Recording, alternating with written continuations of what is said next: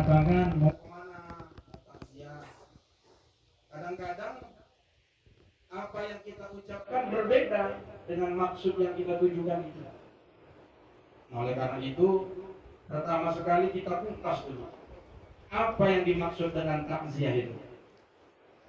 Nah, takziah ini diambil dari bahasa Arab. Menurut bahasa adalah at-tasabburu wa tasliyah. Jadi takziah itu bapak-bapak orang tua kami, bapak-bapak yang di luar benar Pak, kan dan menenangkan ahli musibah. Jadi menyabarkan dan menenangkan ahli musibah.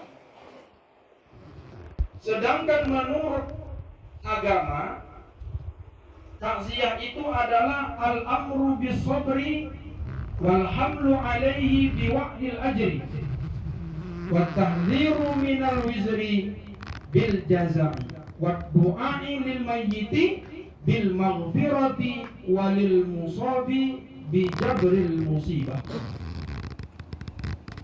Bapak-bapak yang di luar ulang dulu Pak.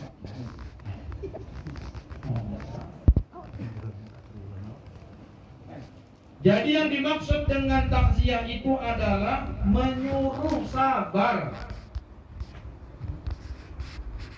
dan menyuruh tenang ahli musibah supaya dia mendapatkan pahala yang dijanjikan oleh Allah Ta'ala, dan memperingatkan ahli musibah supaya tidak melakukan dosa ketika ditimpa musibah itu. Dan berikutnya takziah itu adalah mendoakan si mayit supaya diampunkan segala dosa-dosa dan kesalahannya. Itulah Pak takziah itu. Jadi isi takziah itu 3. Berapa Pak yang di luar? Takziah itu isinya berapa Pak? Dengar berarti suara saya ya. Dibawa pulang oleh-oleh, sampaikan ke anak istri ya Pak. Jadi yang pertama takziah itu isinya orang yang datang menganjurkan sabar. Jadi kalau kita masuk jumpa Pak Kusman, Pak sabar ya Pak. Jadi aja. Tapi ada satu ucapan yang diajarkan oleh para ulama kita kalau bertakziah itu gini, bahasa Arabnya. A'zamallahu ajraka wa ahsin ghada'aka wa ghafara lidambika. Jadi kata-kata takziah itu yang paling bagus kita sampaikan kepada ahli musibah. Yang pertama adalah a'zamallahu ajraka. Mudah-mudahan Bapak Usman sekeluarga di rumah ini diberikan Allah pahala yang gede. Yang kedua, mudah-mudahan Bapak Usman sekeluarga ini ringan cobaannya. Dan yang ketiga, mudah-mudahan almarhum Rahmat Saputra mendapatkan ampunan dari Allah Subhanahu wa Ta'ala. Itulah isi takziah 2. Tapi kadang-kadang, mohon maaf, apalagi ibu-ibu, padahal waktu udahlah tenang dia di samping mayit, tapi begitu datang ketua perwiritan, dipeluknya makin jadi. Menangis senangis-nangisnya, akhirnya timbullah yang dilarang oleh baginda Rasulullah Shallallahu Alaihi Wasallam, yaitu merata, namimah, merata, tak boleh. Cukuplah kita doakan, kita sampaikan sabar. Kemudian semoga Allah meringankan beban. Dan yang ketiga, semoga Allah ampunkanlah almarhum Rahmat Saputra. Ya, itu yang pertama. Jadi jelas definisi takziah itu adalah memberikan atau menganjurkan sabar. Kemudian mengingatkan ahli musibah jangan sampai melakukan dosa.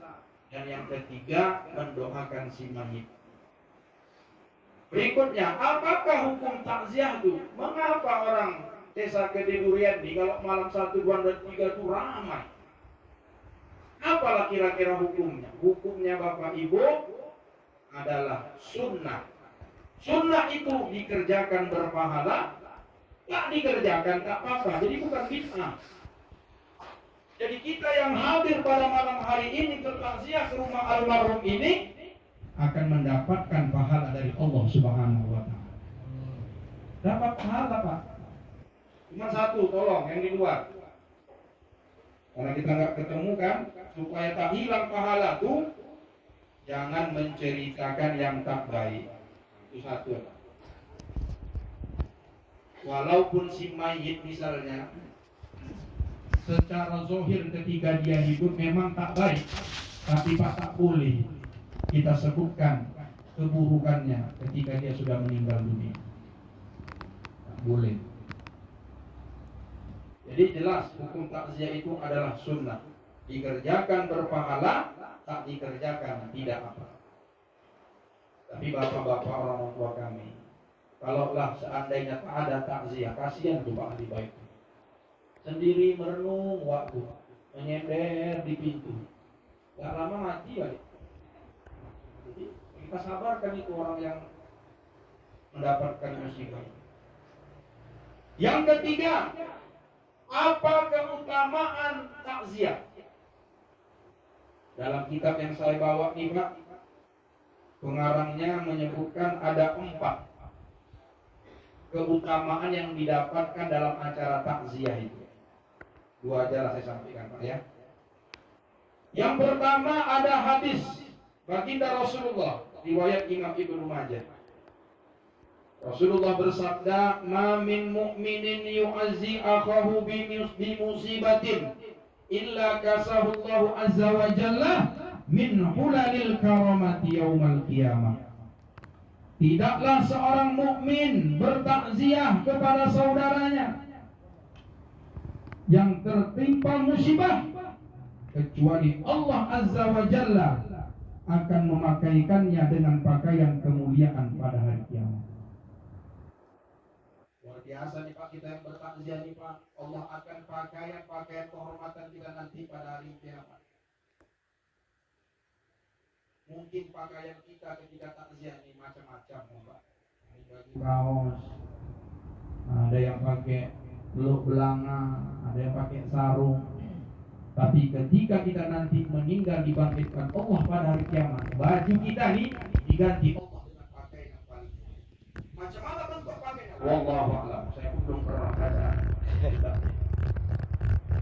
Yang jelas kalau udah Allah kasih pakaian ada tandingnya dulu. Tapi kalau bisa lain kali kalau takziah itu pakaian terbaik lah.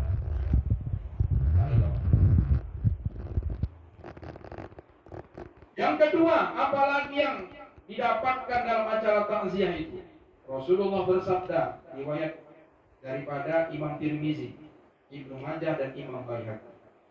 Man azza musaban falahu mithlu ajri. Barang siapa yang bertakziah kepada orang yang tertimpa musibah, maka dia akan mendapatkan pahala seperti orang yang tertimpa musibah itu. Ini Pak Kusman sekeluarga nih, kalau dia sabar menerima musibah ridha, menerima musibah yang diberikan Allah, ini pahalanya luar biasa Pak. Karena pahala kesabaran itu. Dan kita orang yang bertakziah ini pun dapat seperti pahala ahli musibah di rumah ini. Jadi pulang kita nih Pak, banyakkan buat pahala kita nih.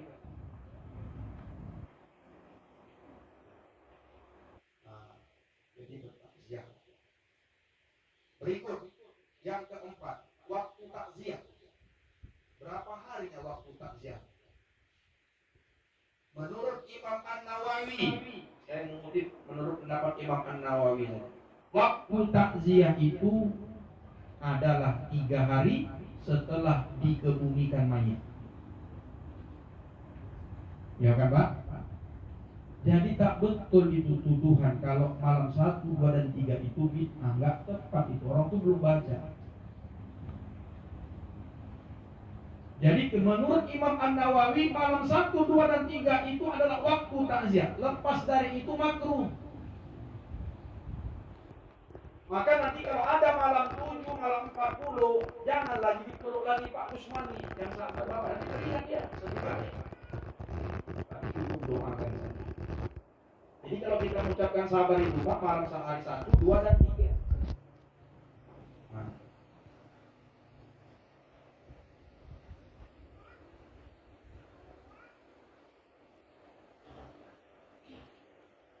Itu beberapa yang terkait dengan takziah.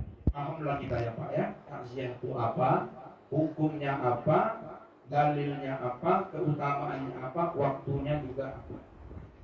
Berapa? Nah, kemudian kita bertakziah ini tentulah dihitung ibadah. Tentu dihitung ibadah karena sudah kita sebutkan tadi urutan-urutannya. Salah satu fungsi daripada takziah ini tadi adalah mendoakan si mayit. Nah, ini nasihat pertama ini kita tujukan kepada ahli musibah dulu. Dan nanti kedua bagi kita yang bertakziah. Apa yang mesti dilakukan ahli musibah supaya almarhum Rahmat Saputra ini tenang dia di alam bakanya?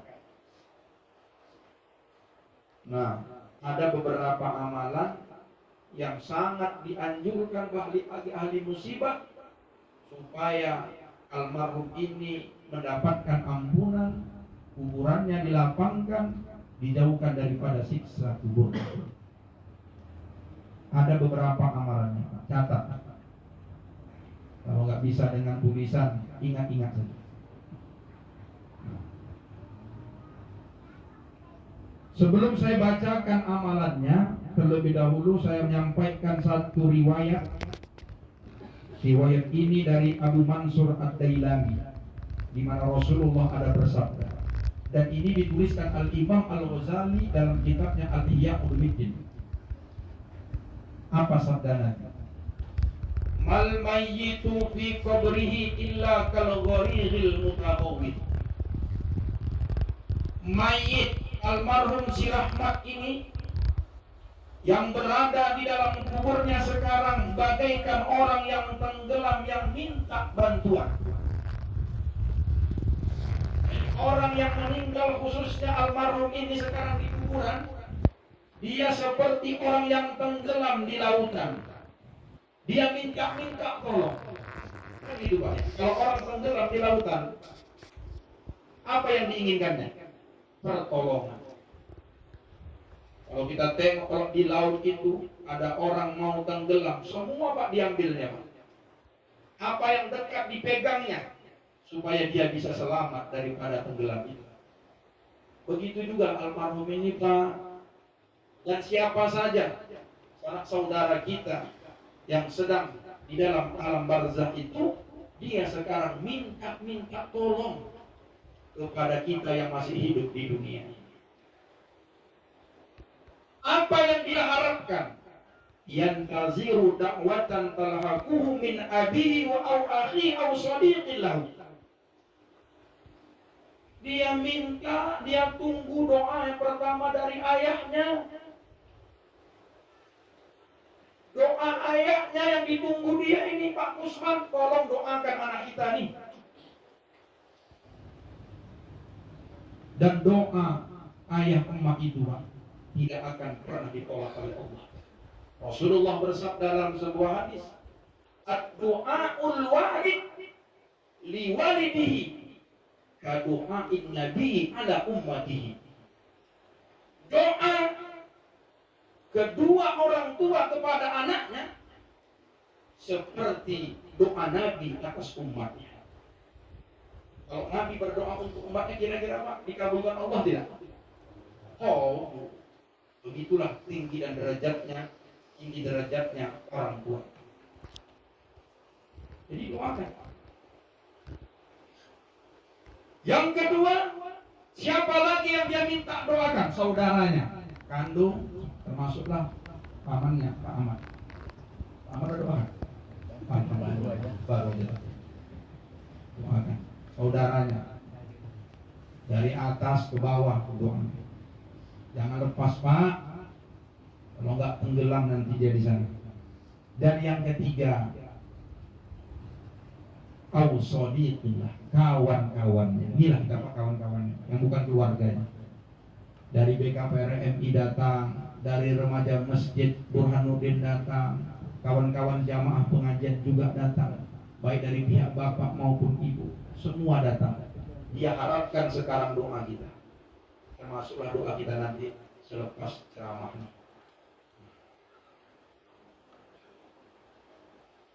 Jadi itulah landasannya kenapa kita disuruh ada amalan untuk si mayit itu. Karena mayit itu sekarang seperti orang yang tenggelam di lautan, dia menunggu amalan-amalan dari orang yang hidup. Orang yang mati itu sudah tak bisa beramal lagi. Tapi amalan orang yang hidup masih bisa mengalir kepada dia. Jadi tak benar itu kalau ada orang mengatakan orang baca Quran, baca Yasin dihadiahkan Al-Fatihah untuk si mayit, gak sampai. Dari mana dia tahu? Sementara ulama-ulama kita mengatakan sampai, nanti saya bacakan nih amal-amalannya, semuanya Al-Quran.